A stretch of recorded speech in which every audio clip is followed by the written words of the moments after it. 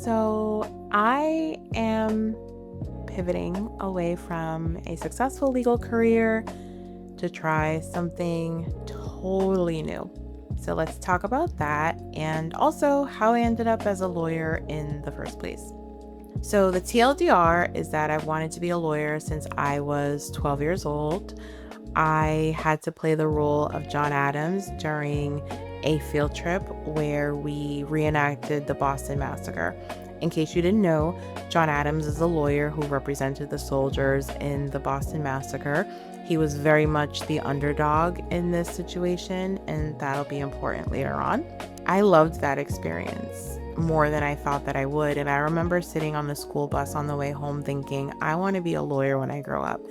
I didn't know what that meant. I didn't have any lawyers in my family at the time. The only exposure that I had had to an attorney was Claire Huxtable from The Cosby Show. So no further questions, Your Honor.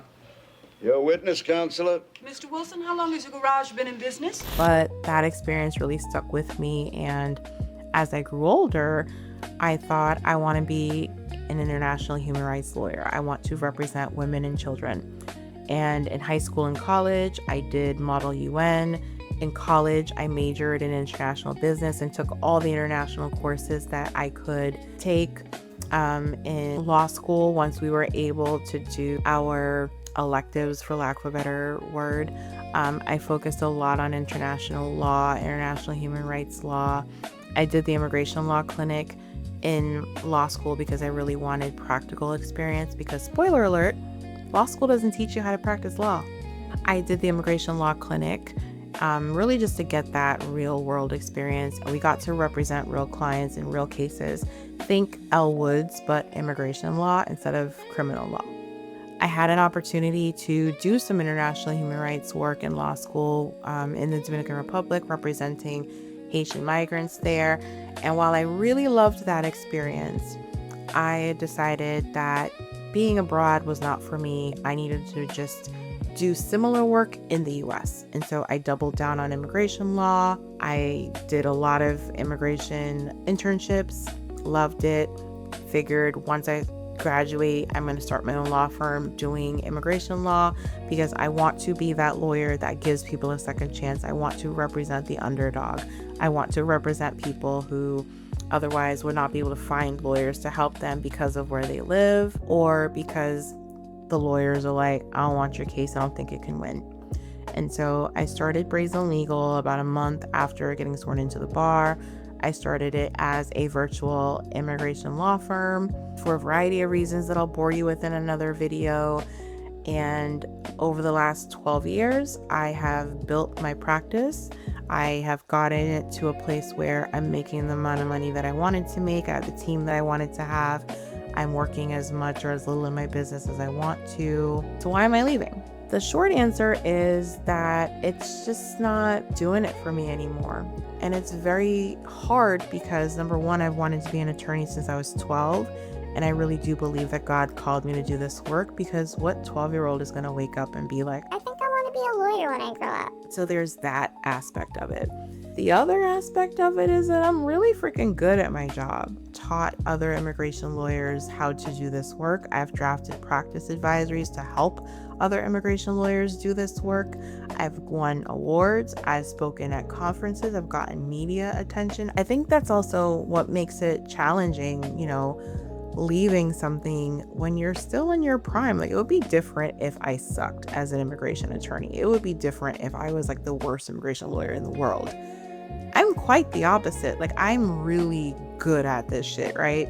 And so to leave kind of at the top of my career to do something completely different, it's a little scary, especially because can't just shut the firm down tomorrow. I still have a lot of active cases. I have a team. Like, Brazen Legal will continue for the foreseeable future. But the goal is for me to not be doing this anymore, whatever that ends up looking like. And I remember when I first started to have these feelings back in 2022, 2023, the other thing that I worried about was, what the hell am I going to do next? Because again, I've wanted to do this work since I was 12. There was no backup plan. it was lawyer or bust, to the point where some people go wild and crazy in college. That was not me, right? I got drunk once, never again. But because I was just so afraid of doing anything that would possibly jeopardize my ability to become an attorney. And so once I started to feel like this, it's like, what am I going to do then? Because I don't have a backup plan. Like I have, I majored in business, I have an MBA. So from like an educational qualifications perspective, I could go do other things.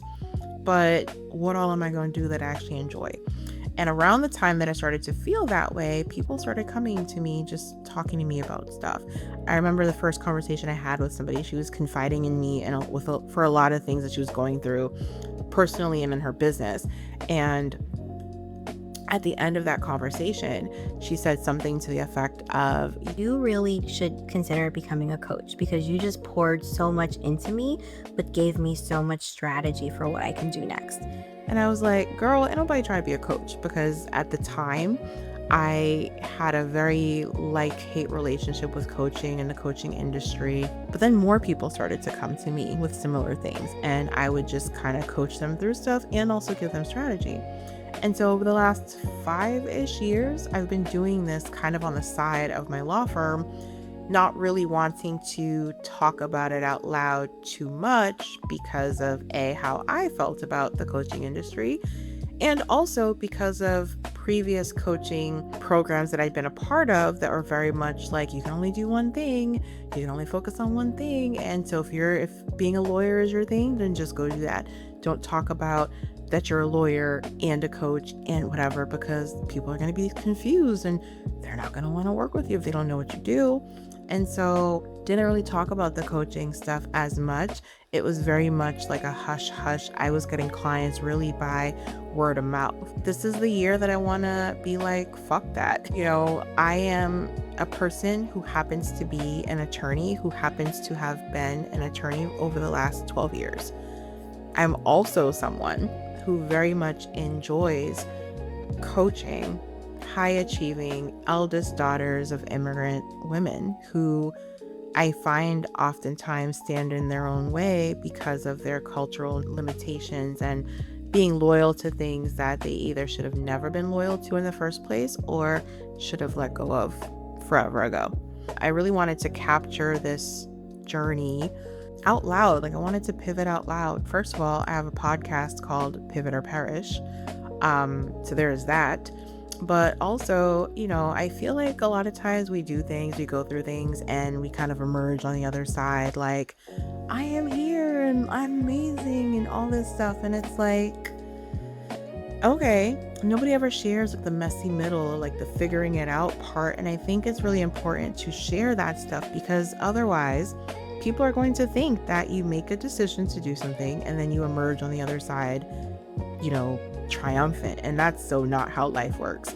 And I think because of that, because we don't really see the messy middle, people are afraid to try. They're afraid to be seen messing up. They're afraid to be seen figuring things out. I'm someone, if you follow me online, I'm Brazen Lawyer everywhere. I am someone who has been sharing their failures forever, right? Like I didn't end up on food stamps for the first time in my life until after law school.